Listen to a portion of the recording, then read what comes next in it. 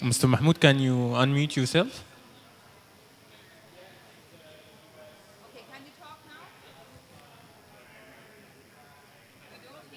On presentation. Can you hear me? Thank you. You can hear. Excellent. All right. Thank you. Okay. Welcome. Thanks, Mr. Mahmoud. Yeah. Hello.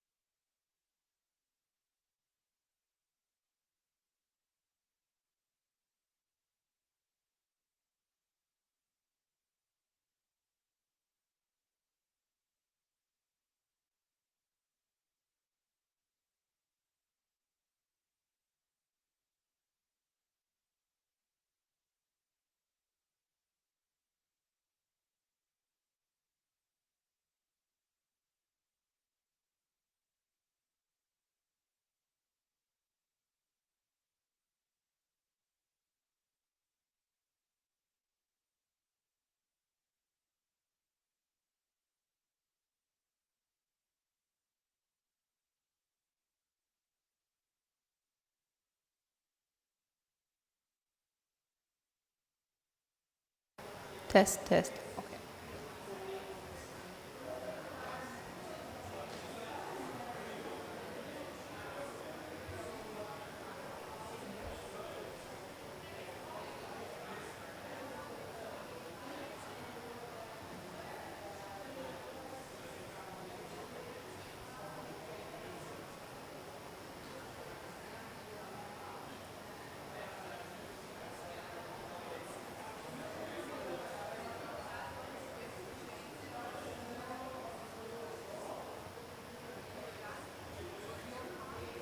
Then you have to change the slides.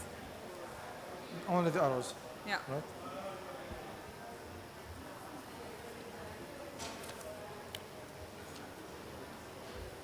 Okay, we'll start in a few seconds. Colleagues, please, if you are not attending the side event, would you please just leave it? Yeah, thank you so much.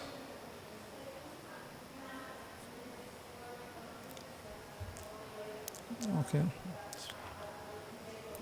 Good evening and warm welcome for this last event in the COP of implementation.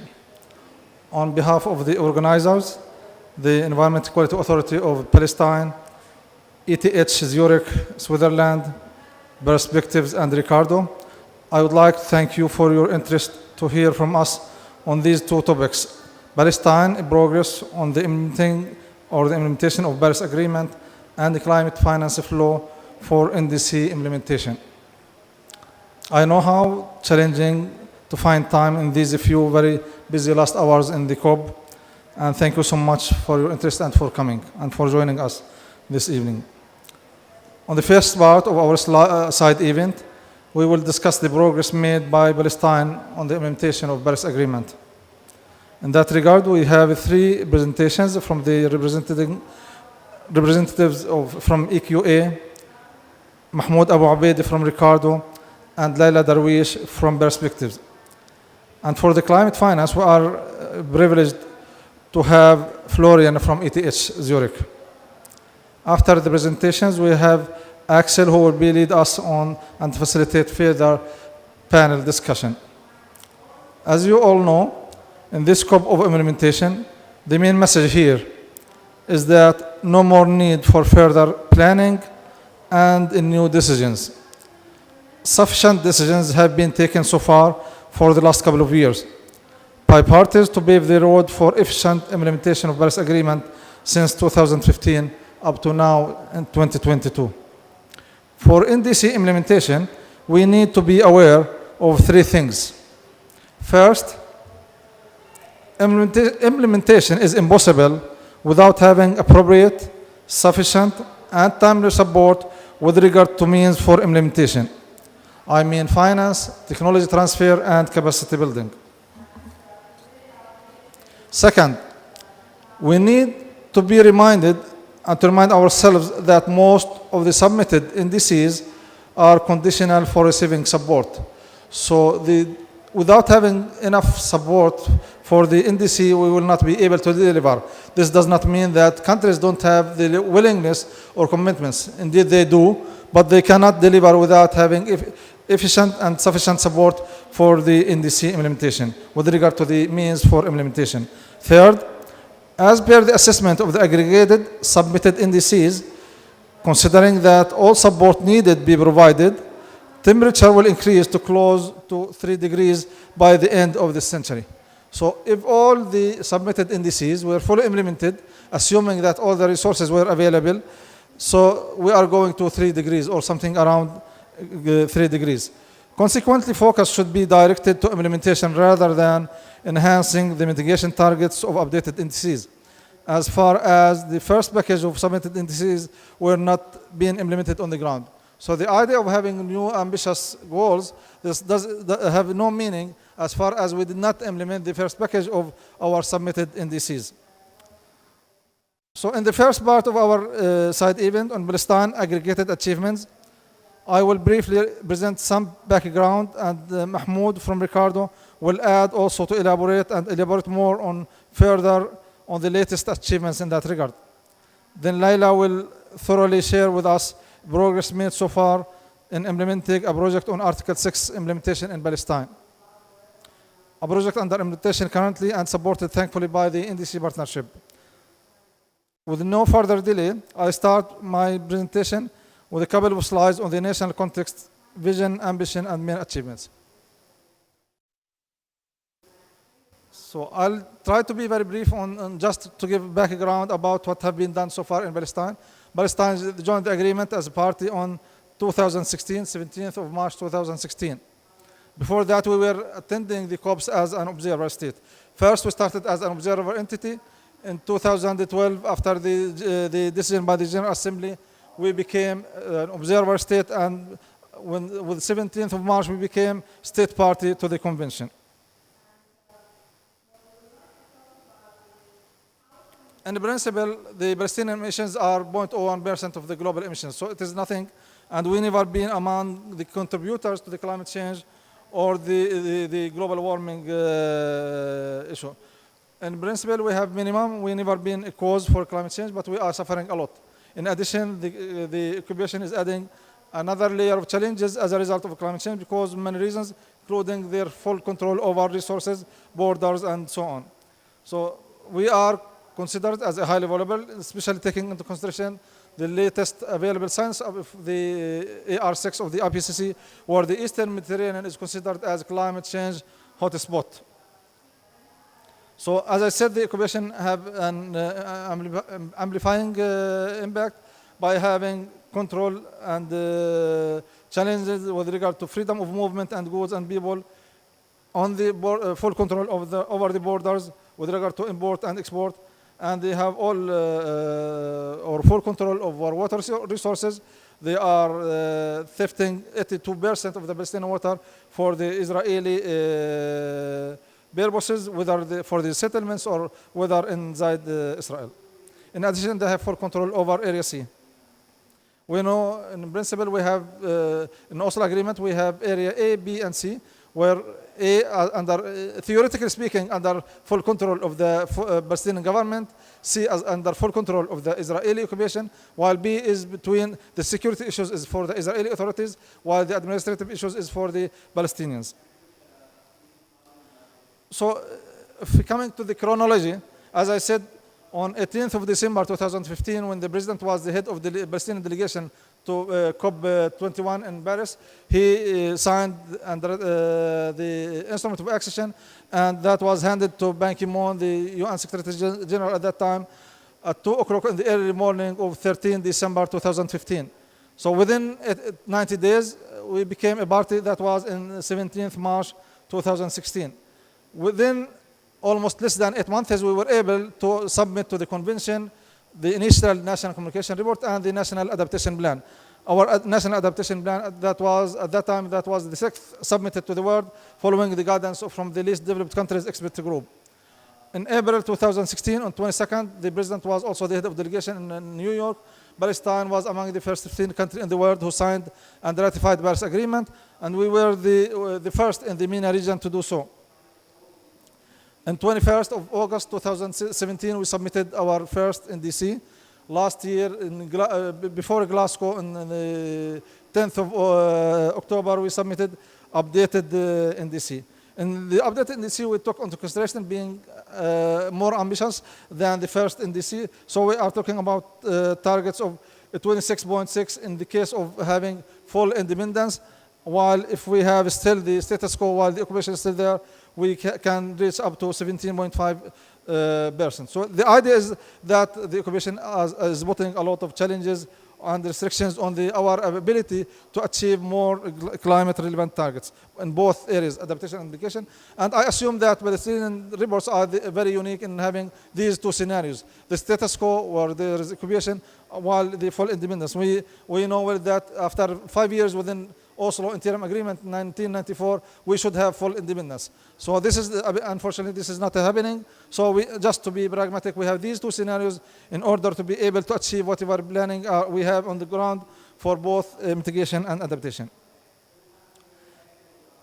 In principle, we have the National Committee for Climate Change that was created by a decree by councils of ministers in 2010, where we have originally 21 members. After that, we increased the National Committee into 27 members, representing the government, academia, private sector, and NGOs.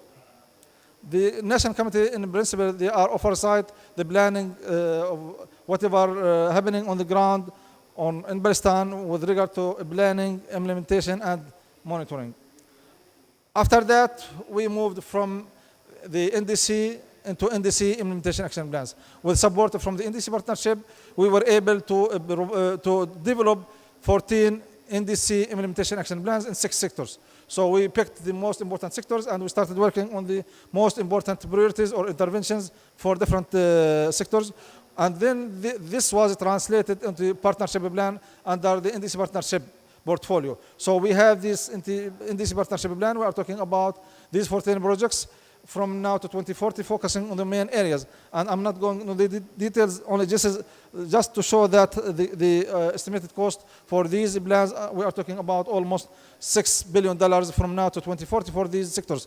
Now we are having additional support from the NDC partnership to continue the whole spectrum, having a new additional 6 sectors. So we are expecting by the end of next year to have 20 NDC implementation plans. And this is bringing us closer to the implementation, because the NDC usually is a high-level document, while the NDC implementation plans are more focusing on the implementation part. I'm not going into the details, but just to mention the sectors and what are the projects we have for the agriculture, for example. We have 2 projects or programs, let's say, and these programs could be disintegrated into some kind of projects.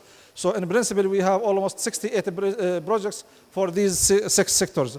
So we have climate smart agriculture, climate resilient land planning and management. For energy, we have 3 very important projects. The first and most priority one is the updating the national grid. We have the energy distribution, energy efficiency. For health, we have increasing awareness and capacity for disease prevention. We have developing safety and monitoring systems for water, food, and sanitation. For transport, reducing emissions in the road transport sector, promoting sustainable road usage. In water, we have water treatment and conservation, water networks infrastructure, water resources infrastructure. For the waste, solid waste, we have improving waste management and reducing emissions in the waste management sector.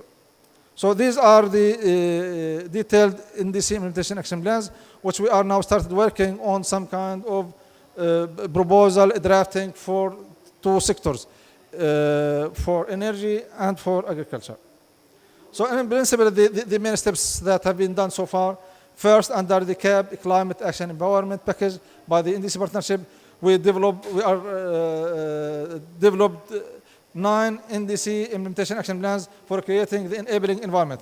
So as I said, we have the NDCs, we have the NDC implementation actions. Now we are working on the enabling policy environment to ensure that the enabling environment for the implementation is there. Second, we have under the CAB as well, establishment of the MRB system. Monitoring, reporting, and verification national system. This is extremely important and prerequisite for engagement of Article 6 on carbon market. So this system is now operational in Palestine. We are started and we are in the early phases of the national setup, but we have a lot of training for our people, for different ministries. We have signed MOUs between Environmental Quality Authority and 7 ministries, and we are progressing very well in that direction. For the relation with the Green Climate Fund, currently we have a project on with 900,000 on mainstreaming the impact of COVID-19 and health co-benefits on climate change mitigation and adaptation actions in Palestine to accelerate access to climate finance. So we have two main components. The first one is focusing on creating national digital climate change platform. This is a digital knowledge platform, one-stop shop that have all the information and knowledge base, web-based, open source for whomsoever is interested to learn about what is happening in Palestine and with regard to climate change. The other one is to having some kind of platform portfolio of new projects in Palestine. So as I said, we are now working on 3 projects on for agriculture, for energy, 2 projects for agriculture, and 1 for health. In addition, we just been received endorsement for a project under the NAB support from the Green Climate Fund, 1.65. This will be implemented with FAO and the Minister of Agriculture.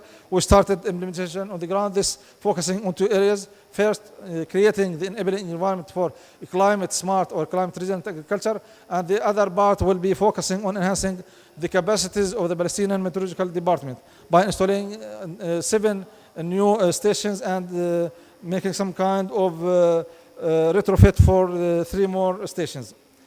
Also under the BAF Partnership Action Fund from the NDC Partnership, currently we are working on having 6 more sectors for the NDC implementation action plans. At least we are expecting 6 more NDC implementation action plans for these sectors, in addition to creating the enabling environment.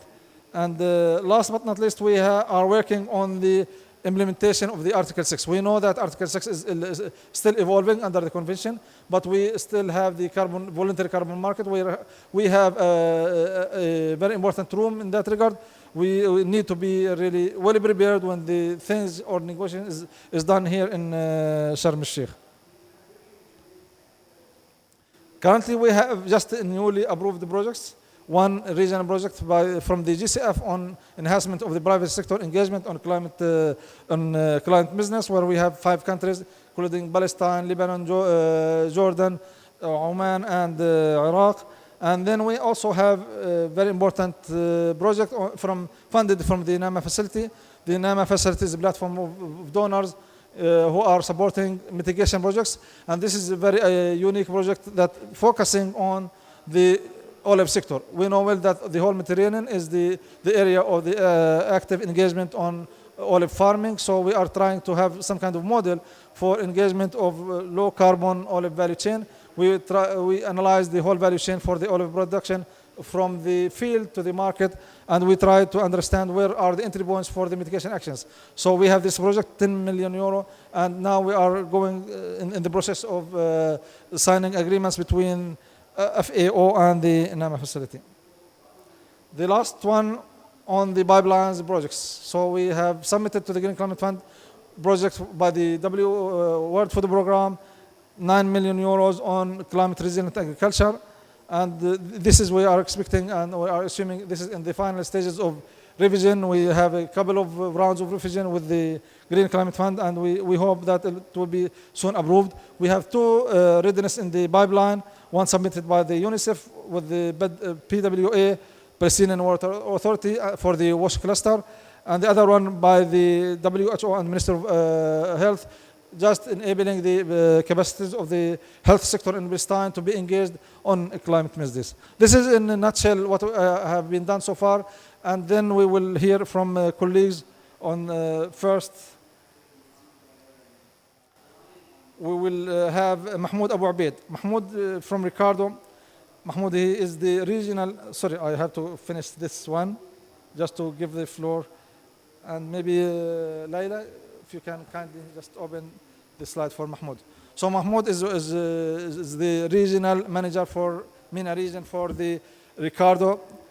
He was the team leader for many climate-relevant assignments in Palestine since 2013, including the initial National Communication Report, National Adaptation Plan, NDC, updated NDC Implementation Action Plans, and the deployment of the MRV system in Palestine, many capacity building, among others. So his role was pivotal in putting the foundation for the main pillars. He have good connections with all stakeholders at all levels, the government and non-government for the last couple of years. So Mahmoud, please, you have the floor. So he can control. Thank you, Nidal. I hope you could hear me. Can you?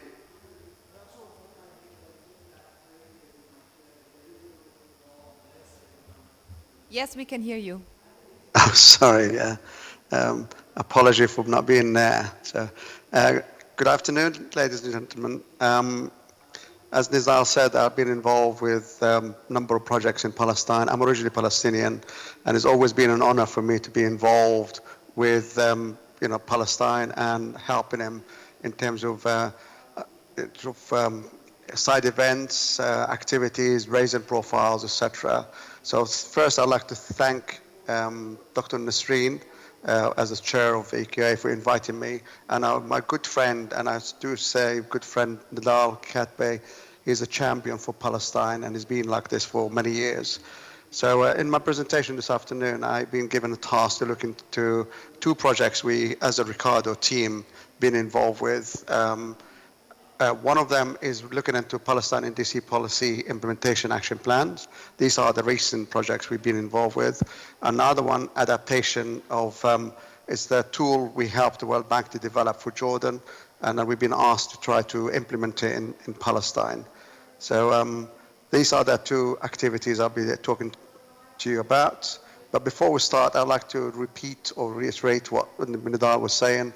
As Palestine, they definitely has negligible contribution. I'm a mechanical engineer, so on this basis, when I see something like 0.01, that means it's nothing, really. So Palestine has no impact on climate change, but as you heard it, and you hear it again, they've been heavily affected by the climate change and impact on their life, but also being under occupation is exacerbate the situations. And the Palestine is one of the poorest countries in terms of natural resources, etc., and they don't have a huge level of resilience to be able to combat climate change, and having an occupation as well, which is actually, making it more difficult and making it more vulnerable to climate change more than any other countries in the world. And then they have to tackle, COVID like the rest of the world. But if you're a rich country, and I've been seeing reports, rich countries, they can't afford to tackle certain illnesses or impacts on them. But Palestine being under occupation, limited resources, they also been heavily affected by that. Despite all these challenges, Palestine has been at the forefront of climate action planning since the COP in Paris, COP21 in Paris. So, I'm always being proud to be part of that journey, and Palestine, they're not stopping. So as I said, we have two recent projects we just completed now. So now we're just focusing on Palestine NDC policy implementation action plans. It's always been the case for Palestine. They've been very careful not to repeat things and then build step by step. So each new step is actually based on the step before that as well for climate change action planning. It's number of activities been taking place. A lot of success has been implemented on the ground. They planned, they implemented. So you heard about the greenhouse gas inventory system, which we helped them to develop many years ago. They also developed the National Adaptation Plan, the NDCs, etc. And Nidal mentioned the 14 NDC implementation plans covering for six sectors in this case. I'd like to say that all of them, they are gender sensitive, so that we review them to make sure that they're all gender sensitive. All these NDC implementation plans, they represent about over 60 priority activities in Palestine, and they're all priority for Palestine to be able to tackle climate change impact on their livelihood, on their life. So the next step is actually update this NDC, which is about a year ago. And now we're finalizing the NDC policy implementation action plans, which I'm going to spend about a couple of slides now to take you through it. And then at the end, I'll be talking about MRV. So for the NDC policy implementation action plans, the purpose was to outline the steps and roles and responsibilities for implementation. So this is the main elements here, is really outlining the steps required for implementation of enabling environment for the 14 NDC implementation action plans, as we mentioned before. These are actions that Palestine is taking forward itself. So they're preparing themselves, as Nidal was saying, to be able to go to donors, go to international funders, and seek support, because most of the NDCs are conditional in Palestine. Without international support, they won't be able to deliver them.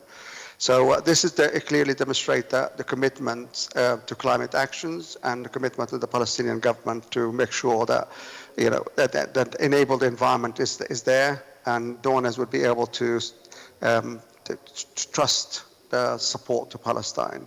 So in terms of the policy implementation action plans, first we reviewing the policy recommendations contained with the 14 NDC implementation plan, working very closely with local, with the local stakeholders. All ministries been involved, and they've been involved through the whole journey. So a number of them been involved for the last probably 10 years. So that shows you the level of commitment and continuity of these activities in Palestine. Then we looked into identifying existing policy landscape and look into the gaps, and then define relevant regional practices. So we've been looking into Jordan, Lebanon, etc., that area, to see what Palestine could learn from that. And then co-developing implementation steps with key local stakeholders. As I said, every step we've done, we engaged stakeholders from the ministries involved. And then after that, identifying responsible parties to take these steps forward. So this always been the case, as I said, all activities in Palestine being heavily involving stakeholders. Without the stakeholders, you won't be able to deliver it in Palestine. So the areas we covered in terms of the policy implementation action plans, we prepared about 38 policy recommendations across all the sectors, which is the sectors Nidal mentioned: agriculture, energy, health, waste, water, and transport. And also we looked into cross-cutting. So I'm just going to give you just one or two examples here. In terms of the cross-cutting recommendations, developing regulations for employers to ensure that awareness raising and training activities are included within the terms of their employment, so they'll be able to be involved and trained, etc., so they're not worried too much about their time.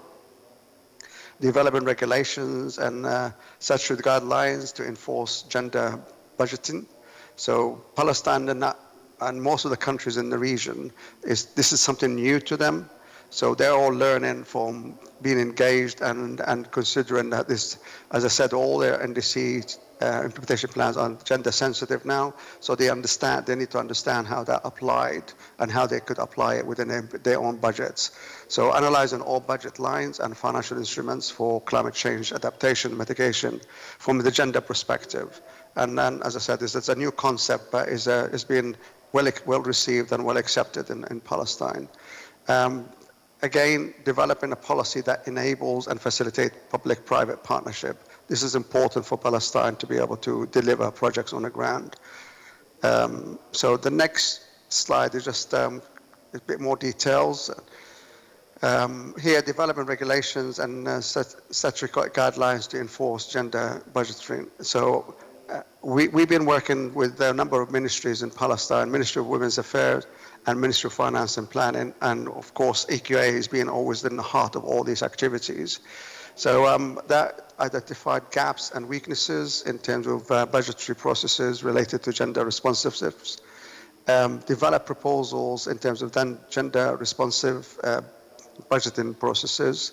This is sort of things that it's always been in discussion with the stakeholders. So they come up with this sort of area they need to be focusing on. definitely you need to have to amend legislations to make sure that the support for gender responsive is within the budget. All this would have to be consulted either at the ministry's level or at a sort of more detailed level involving NGOs and other funding agencies, etc. And then preparing guidance regarding the application of the gender budgeting. So all of them, they need to learn how to include it within their own budget. And then, of course, they need to be trained on, trained public sector officials responsible for budget preparation, how to include gender sensitivities and responsiveness within their own budget, and working very closely with NGOs in Palestine. I think that's the only thing I want to say about the policy implementation action plans, and I'm sure will be questions to be answered later. So now I just want to move to the MRV. As I said, the MRV was developed for Jordan first. Ricardo were heavily involved in terms of specifying and designing the MRV for Jordan. The tool was developed by the World Bank team, working with local partners in Jordan. We've been asked by the World Bank to, as part of the main contract with them, to try to implement the MRV in Palestine. So taking what they developed for Jordan and is being tested and applied in Jordan, and to see how can that be adapted to implement it in Palestine. We also were responsible to provide guidance on enabling environment. So that means reviewing all the IT activities within the ministries in Palestine, including EQA, and help them to support them to test and pilot in the MRV systems. This is a multi-tier of MRV we're talking about there. So in their case, the MRV system would allow Palestine or enable Palestine to be able to track mitigation activities. But in addition to that, as looking into the emissions, and they would set the baseline for emissions and emissions that can be achieved from the mitigation activities, and some with the adaptation activities with the mitigation benefit. But also it doesn't stop there. As I said, there's a multi-tier MRV system. Then it covers climate financing for all mitigation activities. So we're looking into the system will have information about where the funding is coming from, the percentage of the funding, the overall cost of the project, the in-kind contribution, and the donor fundings in there. So it's quite a credible system for Palestine to be able to utilize it to the full extent of it. This MRV system will fulfill multiple interlinked objectives in Palestine, which is tracking of emission, focusing on mitigation activities. Adaptation is not there yet, but as mitigation is being focused. But also climate change policy planning, help them with that. They could see what they achieved, and I heard many success stories from Nidal in terms of projects being supported or would be under development in Palestine.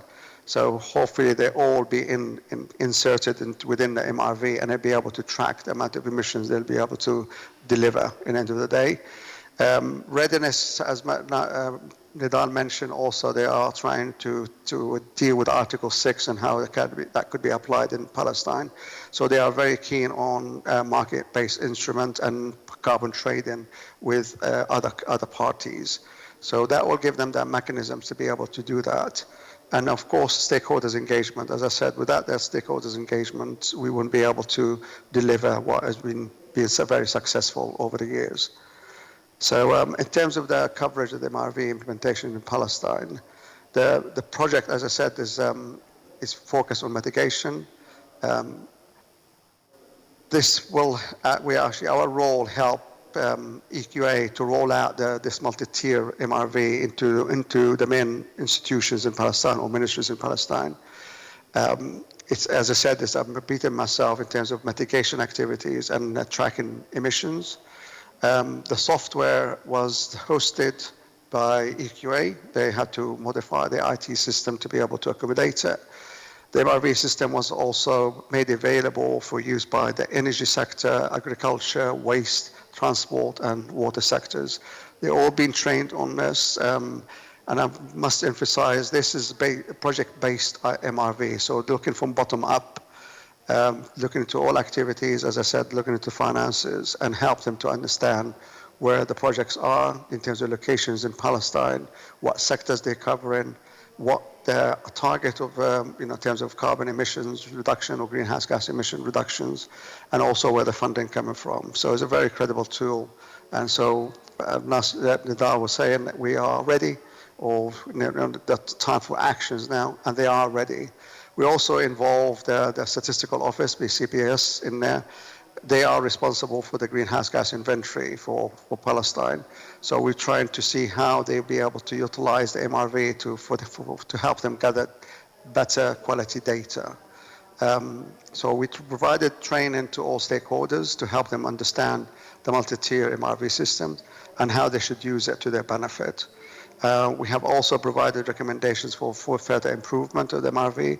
As I said, the MRV was developed for Jordan, and Jordan is,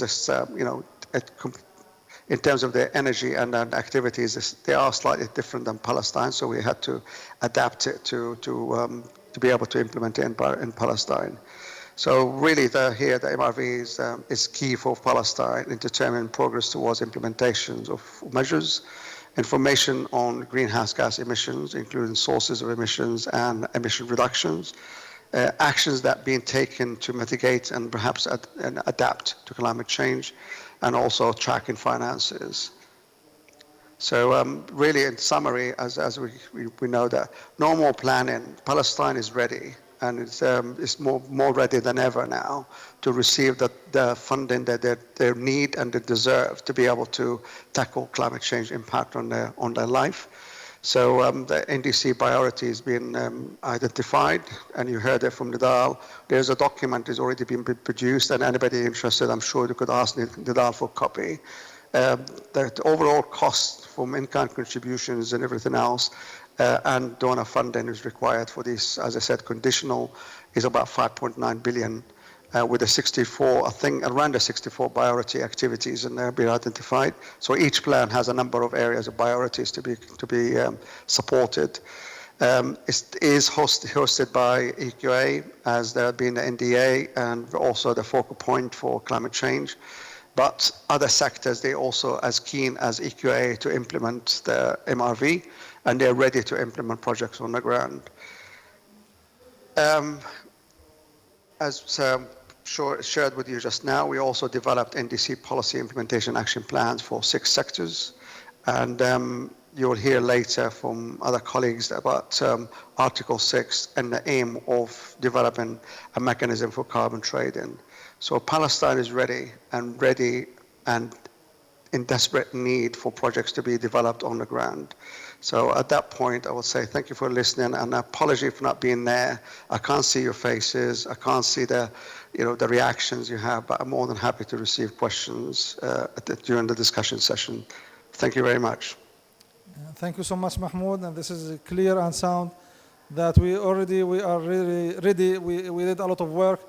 We never did anything and put on the shelf all what we did. We are trying to build things on starting from 2008 till now. We are building on things, and we are really using things to the maximum in order to be sure that nothing is a wasting of money, efforts, or experiences, or whatsoever. So as you correctly mentioned, we are really building on that, and nowadays we can say that we are really ready to engage for the implementation. Thank you so much, Mahmoud. And at the end of the day, Axel will lead us on the couple of discussions. Next speaker, we will have Layla Darwish from Perspectives. Perspective with the leader of Axel. They were engaged in Palestine, supporting Palestine in a couple of assignments. Recently, in addition to this one, we have the NDC partner under the NDC partnership plan.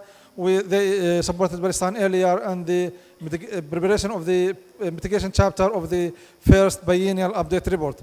We are not yet completed the first BUR, and we are looking forward to do so by having some more support from the Global Environment Facility.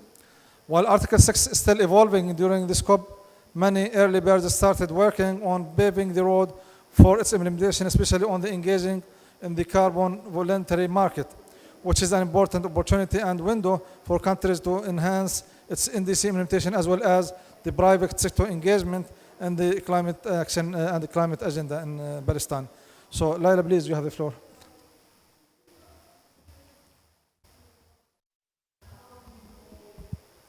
Thank you very much, Nidal, for this introduction. And we are very happy to working with the Palestinian Government and the NDCP on this interesting topic. In the following, I will present the results of the first phase of our projects on implementing Article 6 of the Paris Agreement in Palestine. In this presentation, I will focus on the first phase of our project, which ran from August to end of October this year and aimed at gathering experiences from relevant countries and draw lessons from their own journey towards carbon market engagements in their countries. So I will first explain a bit the background and objectives of this project, and then elaborate on the results of the analysis of all 3 countries studied, and conclude with recommendations for preparing the implementation of Article 6 in Palestine. So, to provide you a bit of background, Palestine was not active in the CDM or voluntary carbon market in the past, but expressed clearly their interest in participating in Article 6 of the Paris Agreement as a seller of ITMOs, internationally transferred mitigation outcomes. As Nidal highlighted, the state of Palestine increased the ambition of the NDC targets in the latest update, and using market-based mechanisms under Article 6 can get the country closer in achieving said targets. However, making use of components of Article 6 requires what we call Article 6 readiness. This means a country has to have in place capacities and systems, including a strategy, guiding principles, an institutional framework, and related monitoring processes and tools. As Palestine has not been involved in carbon markets so far, these conditions have yet to be met. So the overall objective of our project is to develop an action plan for the development of a national carbon trading platform or carbon market platform, which should include information on Article 6 priority sectors and activities, prospective ITMO prices, and it should describe the institutional framework for Article 6 authorization, as well as a capacity building program. To achieve this objective, after completion of this first phase, we will start from December onwards with analyzing existing Article 6 guiding tools, for example from the UNFCCC, the World Bank and other sources, to inform the institutional structure for Article 6 decision-making in Palestine. In the third phase, starting in January, we will focus on identifying relevant pilot sectors, stakeholders, and aspects of the necessary legal and institutional framework, which will then all feed into the final stage of this project, in which we will develop the action plan itself. In this phase, in the final phase for the action plan, we will have 2 in-person workshops in Ramallah in Palestine to discuss with ministries and private sector stakeholders on their open questions with regards to Article 6 implementation in Palestine and get their feedback on the project so far. So, to learn from other countries' experiences with Article 6 preparations, we looked at 2 different kinds of countries. One was an advanced pioneering country, namely Ghana, and the other 2 were Jordan and Egypt as countries with a similar framework conditions as Palestine. We did first a literature review and then conducted expert interviews to get a better understanding of the relevant activities, challenges, and to clarify open questions left from the literature review. Ghana is a very good example for a carbon market laggard under the CDM, becoming a pioneer when it comes to Article 6. So, for Article 6, Ghana can be considered a front runner even. It has under Article 6.2 a bilateral agreement with Switzerland, which had its first authorization this week and is further working on agreements with Sweden and Singapore at the moment. Ghana was also involved in multiple Article 6 pilot activities and is among the countries with the highest number of Article 6 pilots worldwide. Noteworthy is also the development of a very advanced multi-layered national institutional framework with clear allocation of responsibilities and a national agreements for the authorization and tracking of ITMOs. Relevant barriers for Ghana for further advancing the Article 6 implementation are limited financial and technical capacities and the complex environment of managing different international and national stakeholders.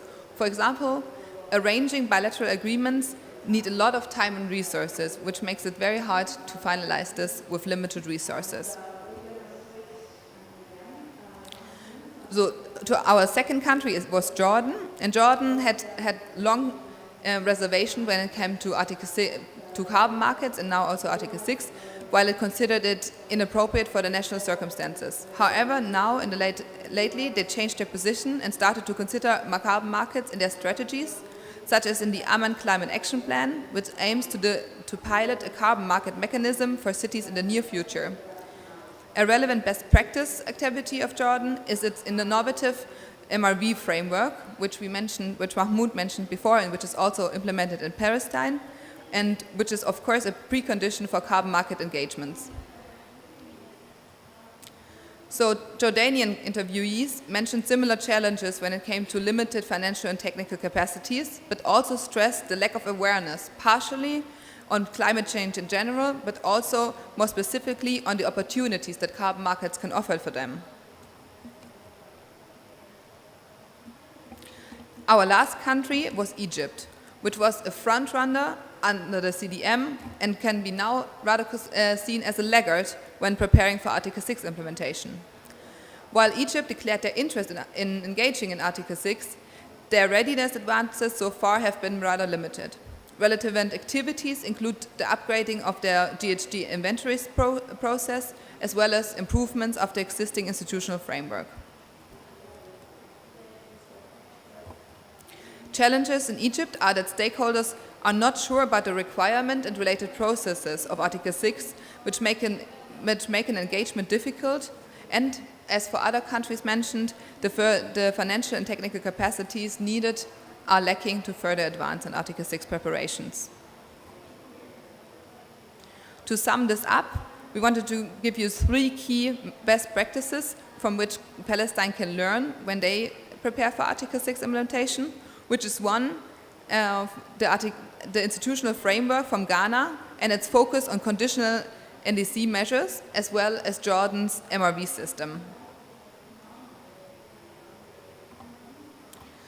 Things that Palestine should not do and can learn from the other countries is that the institutional responsibilities for Article 6 are clearly allocated, and they should be clearly communicated as well. There needs to be a focal point with an open door policy for questions from stakeholders in order to build trust. Moreover, a strong political buy-in with all the ministries pulling on one string is essential for successful implementation, as well as a well-designed outreach strategy to inform international and national stakeholders about Palestine's plans with Article 6.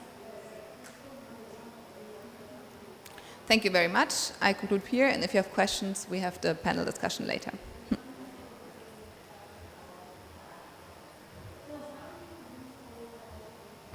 Thank you so much, Leila, for this information sharing and the latest update on the progress made on the project on NDC implementation action and the Article 6 implementation in Palestine.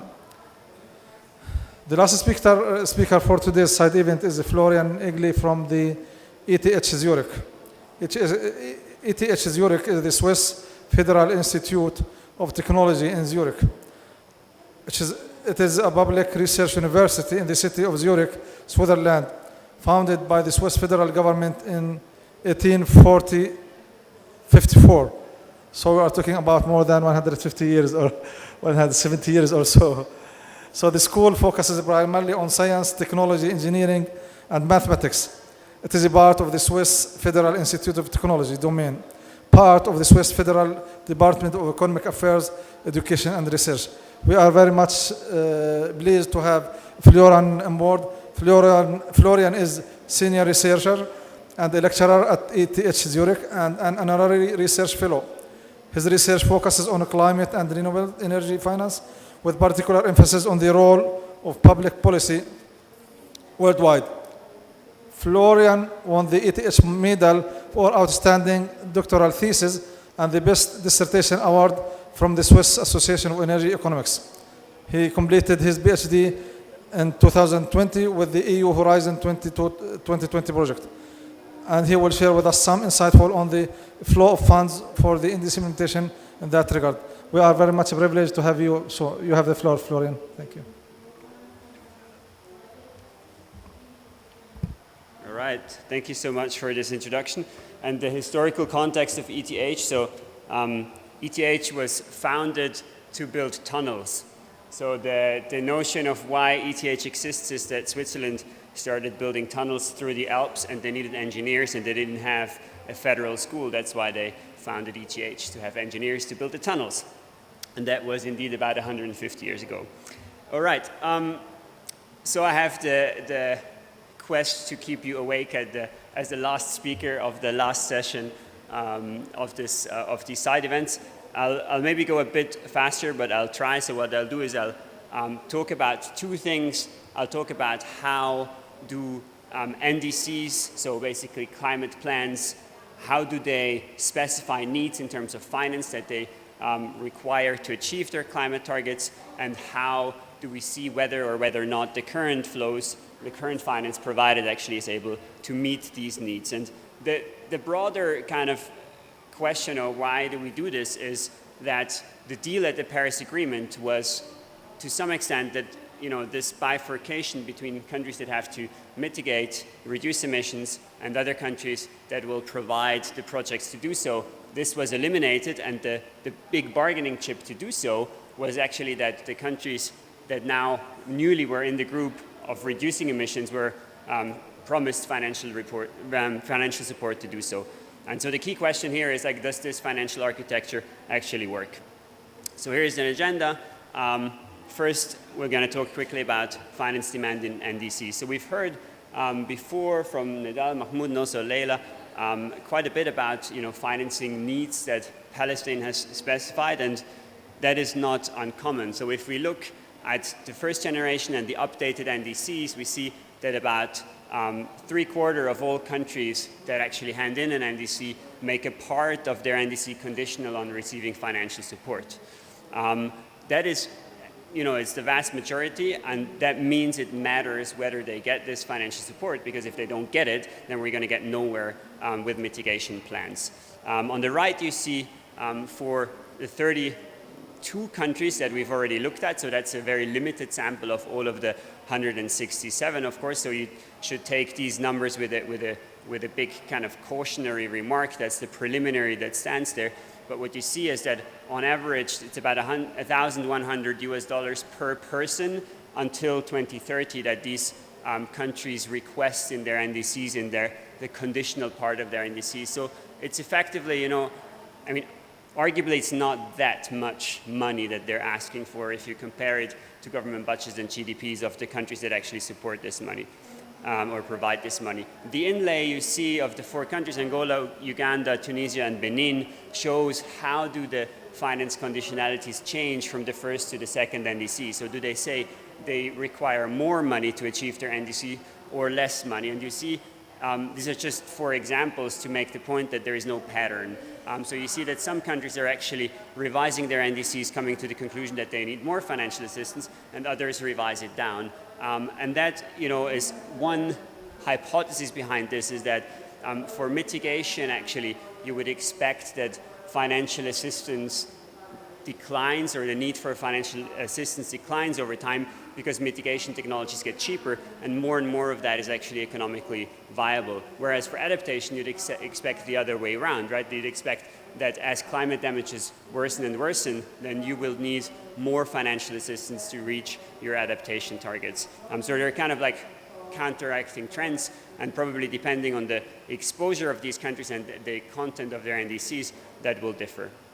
If we look at how do countries actually, spell out their conditionalities on finance, we see that, they have become more specific. So I don't want to say better, but they have become more precise. So the second generation NDCs, actually, a lot of them put sectoral estimates or even programmatic estimates, so they actually very clearly specify what they need money for. And on the right, you just see a couple of examples, and we've also added Palestine in the middle. You see how they are basically spelling out conditionalities. And an example of Bolivia and of Togo, where on the one hand you see Togo, which has an incredible table that nobody can read, but it's basically making the point that it is very detailed, for what specific program or for what specific action they need financial support, whereas for Bolivia, the NDC is more of a blanket claim that says, all identified mitigation options are estimated at a certain amount, and the unconditional options cost X. So it's basically, there's a huge variety in how well NDCs are spelled out, and what we find is that this depends a lot on whether countries actually received support, for example, from the NDC partnership or also from other UN organizations in spelling out these NDCs. What's remarkable is that only 8% of NDCs specify a financing need for technology transfer and 25% for assistance in capacity building. And that's something that we need as we see as kind of a key thing going forward, that countries specifying financing needs for technical assistance and capacity building, which is crucial, to develop credible adaptation and mitigation plans. Now that's on the NDCs. Now the question is, well, does the international architecture that we've built around this actually meet the needs? And there, the picture is not so nice, not so rosy, I would say. So I'm going to show you a graph from a paper that we've recently published in Nature Climate Change, where we've looked at the bilateral part. So basically all the climate finance that goes from a country to another country as part of development assistance projects. And these are reported as climate finance or not by the donor countries. And what we basically did is we evaluated to what extent that this corresponds to a narrow definition of climate finance. And you see the result here. So just focus on the left. You see on the top mitigation and on the bottom adaptation. And basically, if you take the two stacked areas together, that's what countries report in total. And if you look at the thick line, that's what we find. So we find a roughly 40% lower bilateral climate finance flows than reported. And they are more or less consistent in the total with a very strict definition, which is called principal Rio markers, so with projects that have a principal component in climate change. And interestingly, on average, it's roughly the same as the principal projects, but we find over and under reporting. So that just points to a generally rather poor reporting quality, because we find projects that clearly have a climate finance or an impact on mitigation or adaptation, but are not actually declared as such, and the other way around. But overall, we find that countries quite massively over-report what they contribute in terms of climate finance. And now you can also look at, here is the aggregate picture, right? You can look at this per country. And this is a bit of a complicated chart, but what it shows you is, it shows you on the y-axis the share of climate finance of total development assistance of each country. So, for example, if you look at Japan, then Japan has about 27% of its development assistance, international development assistance, is climate finance. And on the x-axis, you see how much of the reported climate finance do we actually think is climate finance. And you see that there are really drastic differences between countries, and where you would like countries to be is actually in the top right, right? You would like countries to actually, be reporting truthfully, so be reporting countries as projects as climate finance that are climate finance, and you would like that to be a large share of the overall development assistance. And we see that there is really not many countries there, so I think that gives us a sort of an idea of a more granular understanding of this higher level point that the 100 billion target, so the target that basically developed countries have set to support this whole project and set up this framework of financial assistance under the Paris Agreement, is not where we would like it to be. Now you can say, okay, let's have a look at where the money actually flows. Like, do countries, and this is very preliminary, but I'm just going to show it to you anyways, do countries that say they need a lot of money actually also receive more money? That doesn't go into this whole sectoral and program logic, which we're going to do in planned research. But what you see is, again, adaptation and mitigation, and we've bucketed here just countries by how much they actually indicate they need in terms of financial assistance to reach their climate targets, so to implement their NDCs. And you see a general kind of upward trend. So roughly, a country receives more financial assistance through climate finance if actually the country also demands more in its NDC. So that's, for me at least, a bit of an encouraging trend, because we see, okay, there is some sort of a match, but of course this is super rough, and if you go down to projects and sectors, this picture can change, but at least it offers a little bit of hope. So let me come to the conclusion. I have two conclusion slides. The first conclusion slide is a very high-level conclusion slide, again referring to this initial deal of kind of the Paris Agreement, where developed countries pledged financial support so that all the countries actually would set themselves, mitigation, and mainly mitigation targets, but mitigation and adaptation targets. And as we all know, this promise has not been fulfilled, at least by 2020, so we haven't reached the 100 billion target. And as a consequence, it's really hard, to enter these negotiations, and I think we've seen this in the past 2 weeks, and really convince some of the higher emitting countries to do something absent this financial support.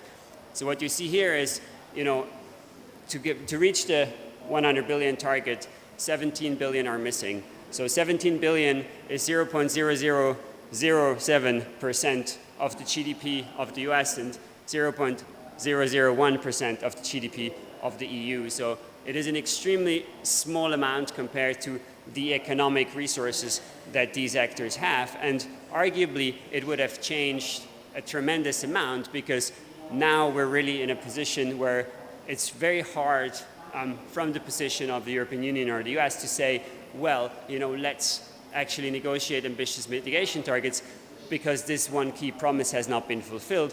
And what you see on the right is, that of course, it's from the UN emissions gap report, some of the very high emitters like China, or also you see that India has surpassed the European Union. To actually convince such countries to do, or to engage meaningfully, I think, in mitigation actions, this promise would have really, keeping this promise would have really helped. And it is a bit of a shame that we haven't been able to keep that promise in terms of financing assistance to actually reach mitigation and adaptation targets. So, final conclusions. You see also a link on top to a blog post that I've written for ETH, which kind of sums this up. I think overall, more transparency is needed, and that's part of what we're trying to do with this research. So we're trying to make transparent which projects are actually climate relevant. And I think we're really risking of building a quite fragmented landscape where we have a lot of different mechanisms and a lot of different pledges from countries that pledge some sort of a financial assistance, and yet it's really becoming hard to track whether we're actually reaching the overall promise of this whole deal of here is a financial architecture that supports all countries on these mitigation targets. There is some easy bargaining chips that were lost. I think I've talked about the 100 billion target. There's other things we can maybe talk about in the discussion. One of them is the use of guarantees. I think guarantees, we always talk about loan and grants in climate finance, but guarantees are actually not used often enough. They're a very powerful tool. And going forward, of course, is the whole question of how do we get beyond mitigation and adaptation? How do we develop a financial mechanism for loss and damages? Also very relevant for countries such as Palestine.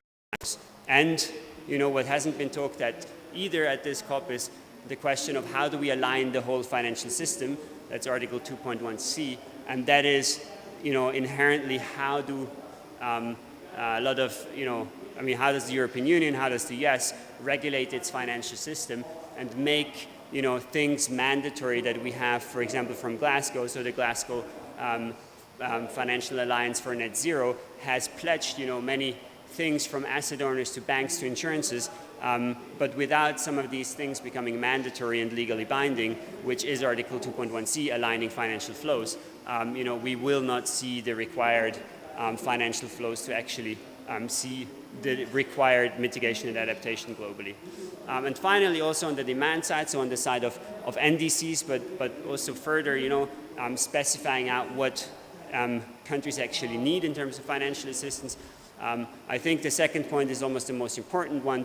So the project pipeline has to be really clear, and that goes into this programmatic, financing needs in an NDC. Be very precise in what do we need, how much money for, and also financing types, right? Is it grants, is it loans, and on what conditions, and what kind of conditions of a loan, for example, could we pay back for such a project? And this is crucial information that is too often missing, and is making it very hard, also to provide the finance if this information is missing. And of course, how to provide this information, we've seen that the more specific NDCs are often the ones that are, kind of are created in a context, in an enabling environment with support, probably very similar to the project that Perspectives is doing in many countries. And I think that really points out the importance of these efforts, because unless they are very credible and specific, it is also very hard to hold other countries that don't support the necessary amounts of climate finance accountable.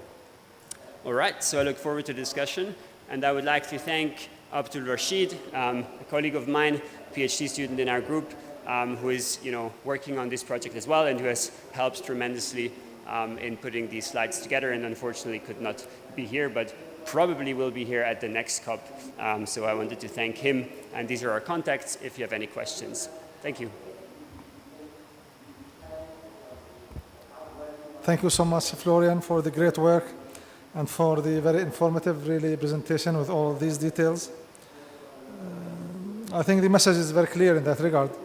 Two things: the gap between the needs and the support provided in reality. So this is very clear. Second, indeed, I think which complicates things is the lack of real definition for what is climate finance. So this kind of foggy area about what is climate finance, this really complicates things about the genuinity, additionality, the difference between the climate finance, the official development assistance. So I think these are two gray areas we need to really consider. And allow me just to welcome Ambassador Janet Rogan. Thank you so much for coming and for joining us in this late evening. And thanks for your interest to hear the story on Palestine and the issue of flow of climate finance. So nowadays with these presentations, let me give the floor for Axel, just for the leading us on the panel discussion and Q&As. So Axel, please, you have the floor.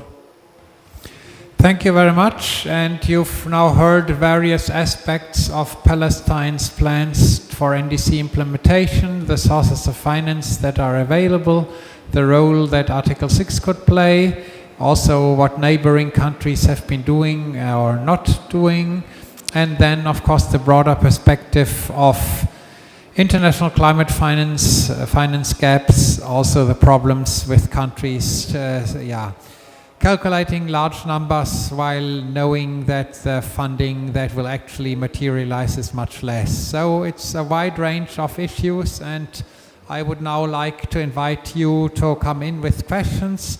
I hope we have a roving mic available that maybe colleagues in the back can, some of you, operate the roving mic. And I would like to start asking for questions or comments. The floor is open.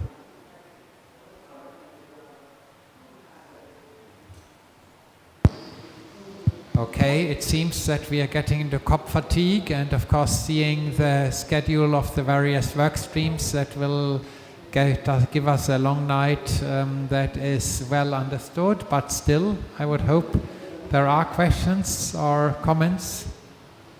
Please come on board. If there is none, let me start. So my question to Nidal would be, you've mentioned your different projects that have come up. Could you single out a particular success story among those projects, both in terms of the overall volume or with regard to the overall level of innovation that these projects would have? And how would you bring in these experiences into the future plans, especially when it comes to blending of funding and coordination of donors? Thank you so much, Axel. And if you allow me, I will talk about two projects, not one. So the first one, and I'm sorry I missed it in my presentation, which is the water banking and adaptation of agriculture to climate change in the North Gaza. This is a project with 48 million euros, co-financed by the French Development Agency 13 million euro. The Irish government for the BV system of the project was 8 million, and we were able to attract funding from the GCF, secure funding from the GCF with 24 million euros as a grant. So this is one of the very interesting projects because it is the first one for Palestine after being a party, and for the Arab region, we are the fourth country from the Arab countries who were able to access resources from the Green Climate Fund. We just to know that we are just recently joined the agreement and started working under the basis of the agreement, so we were able within really record time to access the GCF resources. We know well the GCF is really not an easy process, but with really the efficient engagement from the AFD, from the Irish government, from the hard work from our partners at the national level, we were able to secure that fund after almost a couple of years of revision and many rounds of revision of the project and documents and back and forth, and we were able at the end of the day to have such kind of agreement. The second one I mentioned earlier, which is the low carbon olive value chain. You know, the NAMA facility is one of the funding resources which is really very tough with regard to the calculations when it comes to the mitigation outcomes and how you are calculating the potential of the mitigation outcomes. So that project also took almost 2.5 years in revision and discussion and negotiations with the NAMA facility. But at the end of the day, this was really very unique because we are talking about the mitigation in agricultural sector, which is really very challenging environment, and we were able to secure fund for that project. So this is in a nutshell these two projects I may mention. Thank you. Thank you, Nidal. So I would like to continue to Laila. You've described the strengths and weaknesses of the neighboring countries of Palestine with regard to Article 6 strategies. So how would you then now see the lessons for Palestine? You've given already 3 high-level lessons, but what should Palestine absolutely avoid? And of course, now we've been seeing what happens in Palestine already in our work on the biannual update report. So, can you elaborate a bit more? Yeah, thanks, Axel. First of all, I mean, a committed team, and as I said, there's political buy-in. This is really important, and we need smooth interministerial coordination. Like, the private sector needs a open channel to ask questions. I mentioned that before, and not reinventing the wheel, but building on existing strength. Like, for example, considering what Ghana did with the registry system, and also working with this monitoring system of the MRV system, that you already include here all the stakeholders and have a comprehensive capacity building program that will help later on with further Article 6 implementation elements. Thank you, Laila. I think that we have a question from the floor now. Please come in. Sure. Thank you very much, and thank you for the presentation. I really appreciated the detail and the examples. And I mean, after 10 days at COP, I feel like I finally sort of understand Article 6 and climate financing. So thank you. And I think the message that I take away is Palestine is ready and more than ready to receive the funding that it deserves. But I also wondered, like, in sort of the analysis and application of Article 6, and as well as in climate finance, how do you consider gender and sort of gender indicators in that, or do you? Is that part of the analysis?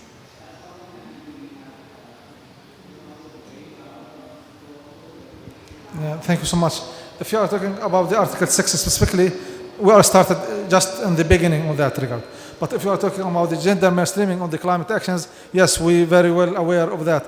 When we started working, the first project under the readiness window was the technology roadmap. That was a gender responsive technology roadmap. In addition, we were able to do a couple of assignments on gender mainstreaming. And we have currently we have almost 4 documents talking about the how some kind of manual even how to mainstream the gender issues in the whole climate change agenda, both mitigation or adaptation.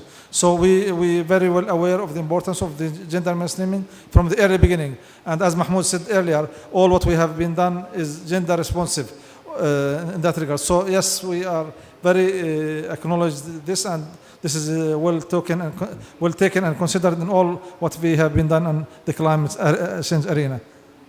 Hope this answers you. But with regard to Article 6, still we are in the beginning, but for sure what you mentioned is absolutely important and in our mind to be considered. Thank you. Thank you. Yeah, please also, when you come in, give your name and institution, please. Hello, I'm Sana Sharif from the University of Oxford. I'm very happy to be attending this panel today. I always love hearing the word Palestine. So my question is, Mr. Florian, you mentioned supply first and then demand. I was wondering about loss and damage and how the supply side would correctly recognize the loss and damage, the existing loss and damage. Yeah, that's it. That's my question. Thank you. Cool. Thanks for the question. I mean, I mentioned supply first and then demand for one simple reason. I mean, both is required for it to work, but I somehow think the onus to go first is on the supply. And that's of course because of historic responsibilities of what got us here. So I think it is, from an ethical point of view, they shouldn't be equal. Like, there should be a sequencing, and that's why I think, you know, supply should be first, and supply should also kind of give the benefit of the doubt first, without having, you know, everything to the last comma detailed out in every country that perhaps doesn't have the institutional capabilities to actually do so.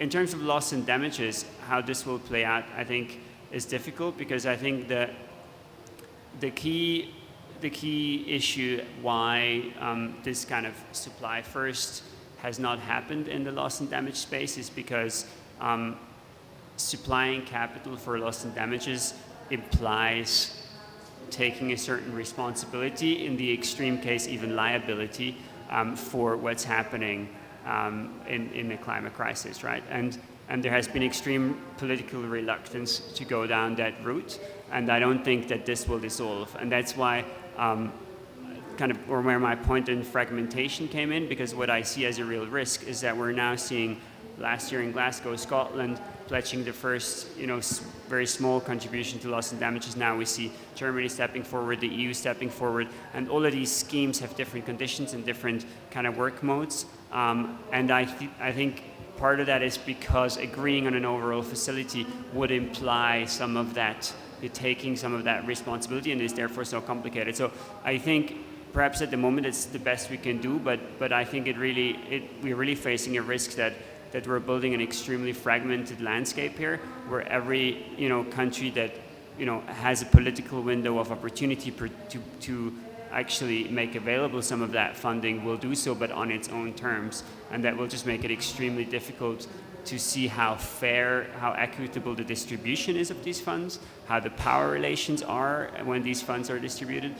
So I think that's something that you know, we as kind of observers to this process have to really keep an eye on and call out if that is, you know, the way that we're going to develop loss and damage financing. Thank you. Any further, please? Hi, Alicia Leonard, also from the University of Oxford. Actually, my question's for Leila. When you were speaking about Ghana as an example of a pioneering country in this space and the institutional frameworks that really enabled it to become that, and how this could be replicated in Palestine, I was wondering if you could get into that in a bit more detail. What in particular made Ghana's institutions so amenable to being funded for their NDCs, and how could Palestine replicate that? And how would that advance?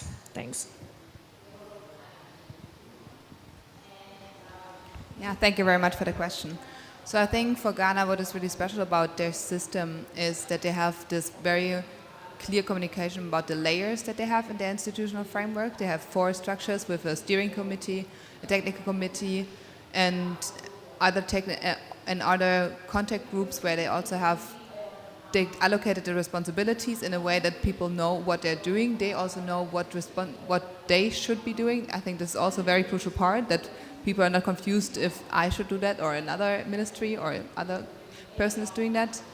And I think this open door policy that they have, like in the interviews that we had with stakeholders, it was really clear to them that private sector and stakeholders and project developers, where it was clear to them who they can approach and that they get a clear response. That was really crucial for them to really have trust in the system. I think this is something that Palestine should definitely implement, like communicate it clearly with the private sector actors and getting them to feel engaged, to feeling part of the process and really shaping this whole journey to carbon market engagement, and especially with Article 6 to get them on board and not working in silos in different ministries. I think this is really crucial.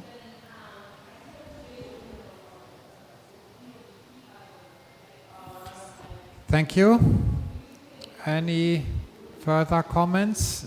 If there are none, I would now pass on to Florian. You were talking about the conditionalities.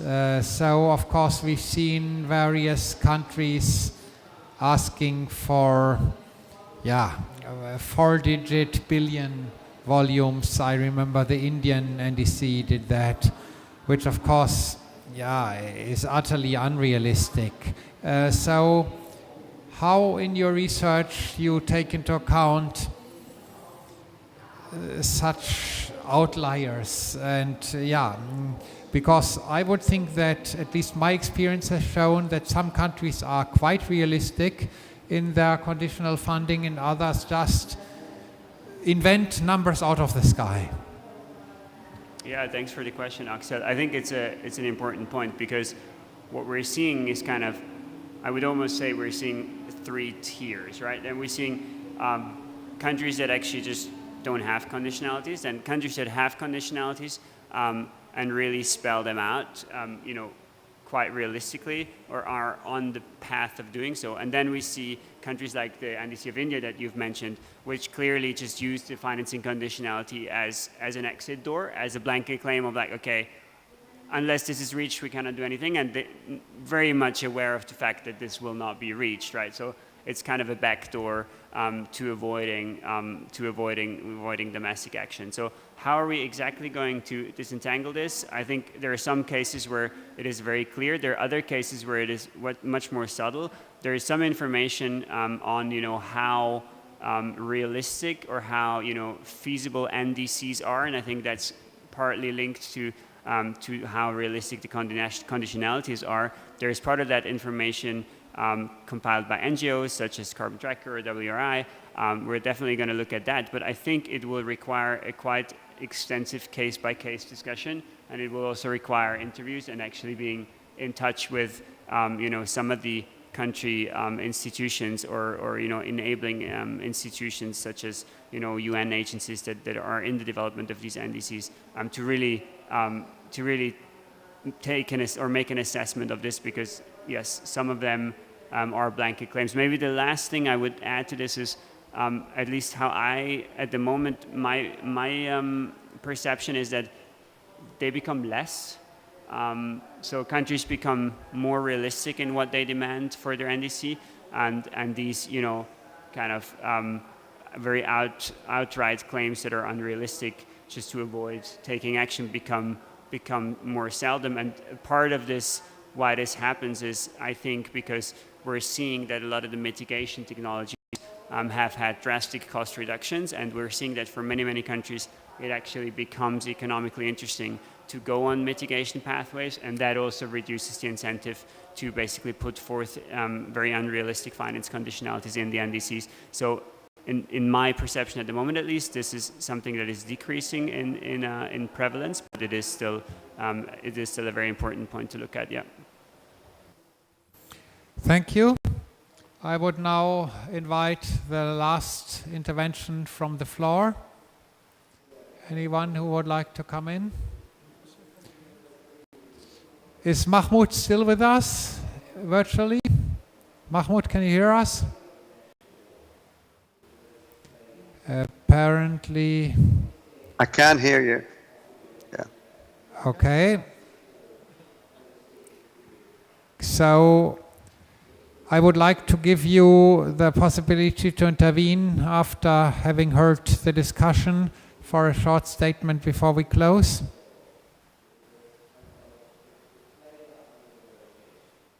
Sorry, are you asking me? Okay, if you want to come in for a short statement, you've heard the discussion, and yeah, would give you the opportunity. Can you hear me now? Yes, we hear you. Yeah, yeah. Really, from the perspective of Palestine, it's good to hear that conditionalities and then NDCs and Palestine, they've done all their homework. Palestine, of the situations they are in, the NDC, when they say conditional, they meant conditional because they can't afford to do it themselves. So the 5.9 billion we're talking about, the Palestine would require to implement the NDCs. 2.9 is required from international funding, and the rest of it is either internal contributions or private sector investment in Palestine. So on that basis, I hear what the other countries and suspicion of other countries, NDCs, and how they've done it. Palestine, they've done it from bottom-up situations, and without the support of the international arenas, they wouldn't be able to do it themselves, as we said, for many reasons. They are under occupations, they don't have enough resources, and the climate has an impact on their livelihood day by day.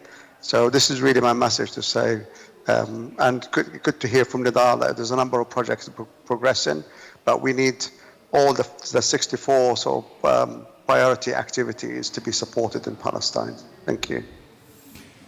Thank you very much, Mahmoud. So we have reached the end of this event. So I hope that next year in Dubai we'll be able to follow up with you on further results of the Palestinian NDC implementation and Article 6 strategy. So thank you for joining late. Well, the negotiations will drag on for quite some time tonight, so I hope you have enough strength to master that.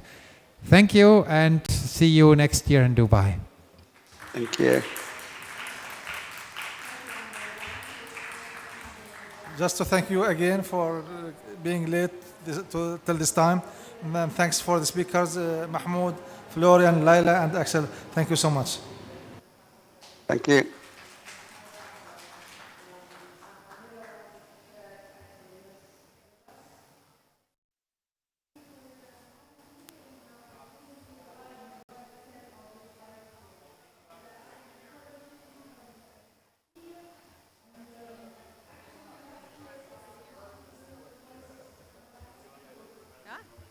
Hey, Laila.